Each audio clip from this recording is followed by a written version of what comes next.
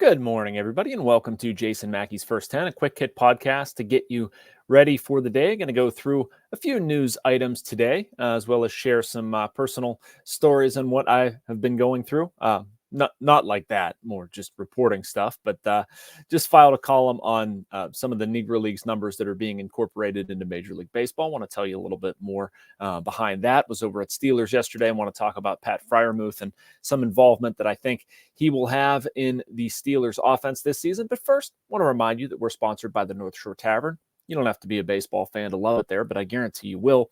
The interior is wall-to-wall Pirates. There are appetizers, entrees, cocktails, and of course, steak and seafood on a sizzling lava stone. Open every day. The North Shore Tavern across from PNC Park is Pittsburgh's home for steak on a stone. So if you haven't had a chance yet, may I self-promote for a second, as much as I hate that, my Pat Friermuth column. And I think I actually went into the locker room yesterday with a different idea, but wanted to have a backup plan just in case that didn't pan out. And well, reporting 101, the first idea did not pan out. And so ended up having a good chat with Pat Friermuth. And it's been my sort of expectation, thought, whatever, since the Steelers hired Arthur Smith, that he might be poised for a really big year. I think we've seen shades of this when he has a functional quarterback, when there's a functional running game, that he can be a really good, effective pass catcher who can get downfield a little bit.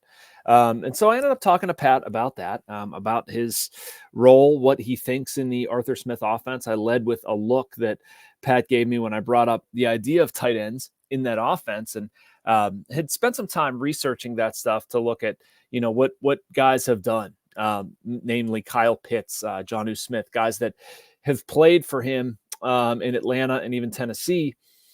He targets the tight end. That much is fact. You also look at what the Steelers have right now, and to me, the equation they're trying to solve, and I've talked about it numerous times on here, second wide receiver, somebody opposite George Pickens. Why can't that be the tight end? And I think it will be to a degree. It doesn't absolve them from adding to the wide receivers room, but Freiermuth is an interesting case to me, and I wrote that. Also wrote about his offseason a little bit, some of the stuff that he did. And the context surrounding this for anybody who maybe didn't read the column. We started talking a little bit about baseball. Just he's interested in baseball, and so that was a fun conversation. But so midway through, when he starts talking about his offseason and what he's done, I said, "Man, you sound like a baseball player." Like dealing with all of this kind of nerdy stuff. And I know football players do that too, certainly.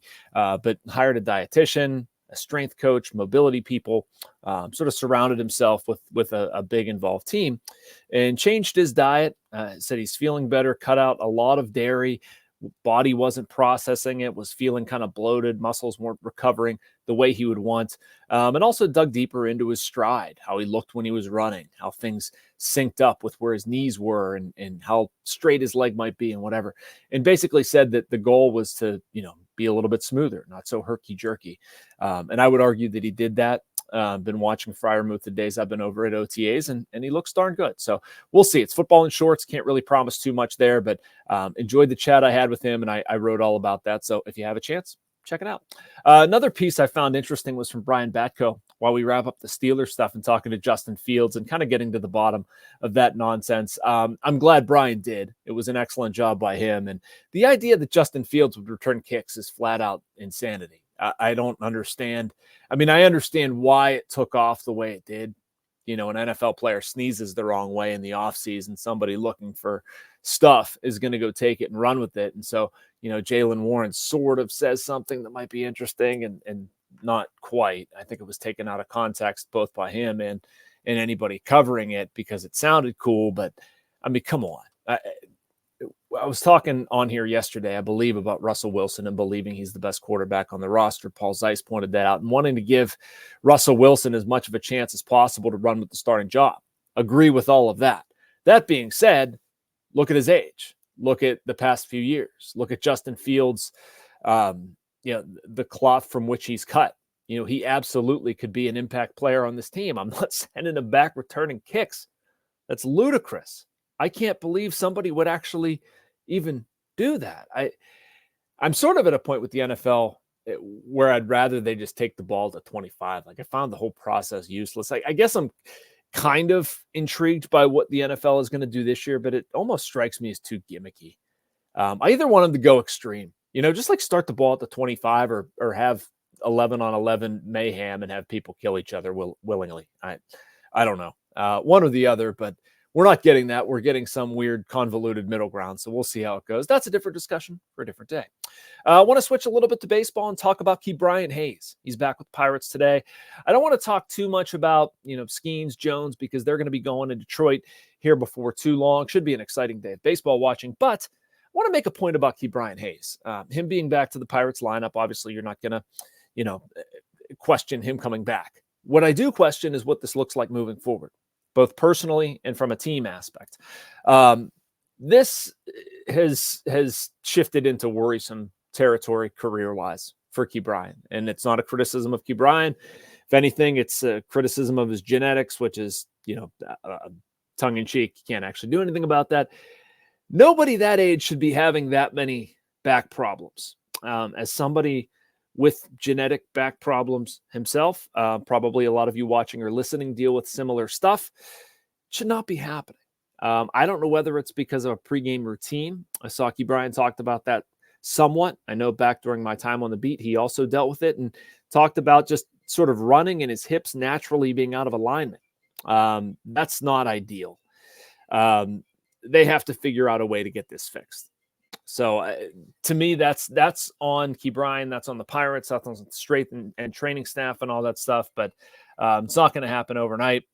As far as what the Pirates do, I think this puts them in an interesting spot. You're going to keep playing Nick Gonzalez. You have to keep playing Nick Gonzalez. That's the right move. Jared Triolo was playing over there. Is Jared Triolo now a utility guy? I think that's entirely possible. I also think you need to get Jared Triolo at bats. So does that mean they send Triolo down? I'm not sure. I'm just bringing up a couple points that I think about with Ke'Bryan because obviously he's going to play. Nick Gonzalez deserves to remain in the lineup. And you got to find something to do with Triolo. I don't think you give up on the bat. The OPS has been under 600 to this point, but, it can get there. I want to see Triolo get going. I want to see him in a role that I think might benefit him, and that's the utility stuff. So we'll see what happens there. Again, 2 in Detroit. I'd imagine Key plays one of the 2, and Gonzalez is going to play as long as he keeps hitting. That's not going to change. One final point is just about the Negro Leagues incorporation of stats. Talked to Sean Gibson late last night about this. Sean Gibson is one of my favorites, as you all know. The executive director of the Josh Gibson Foundation, does so much good in the community, and also just advocating for former Negro Leagues players and what they go through trying to get recognized.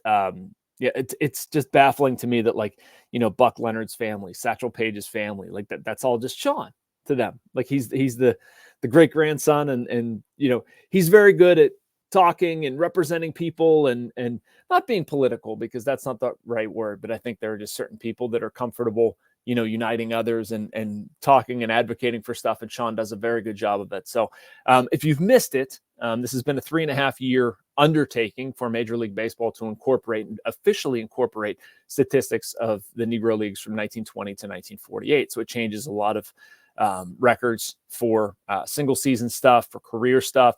Basically deems Josh Gibson the best hitter of all time. If you want to look numerically, I mean, some people are going to argue for home runs, and I certainly understand that. I'm not here to, say this is definitively this or definitively that. But if you look at the actual record books at this point, I mean, Josh Gibson's got some pretty impressive stuff in there. 466 for the 1943 Grays. Now the highest batting average in MLB history in terms of single season. The top 2 OPS marks single season wise, they both belong to Josh Gibson. All of this was done by the Negro League Statistical Review Committee. There's a whole bunch of nuance that has gone on there, and it's been quite an undertaking, frankly. And there's 2,300 players that have been affected by this. So, I mean, to me, it's long overdue. Not quite sure why it took 3.5 years from the announcement till now. Regardless, it has happened. Glad it's happened. It's created some interesting wrinkles in the record, but not just Josh Gibson either, right? It affected Satchel Paige. It affected Jackie Robinson.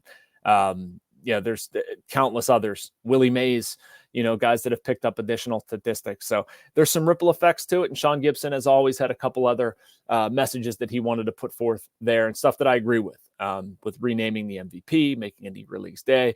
Absolutely should happen. Anyway, that does it for me. Make sure you like and subscribe. You can get this and more content from Post-Gazette writers and reporters. And, we'll be back here tomorrow. Talk to you then.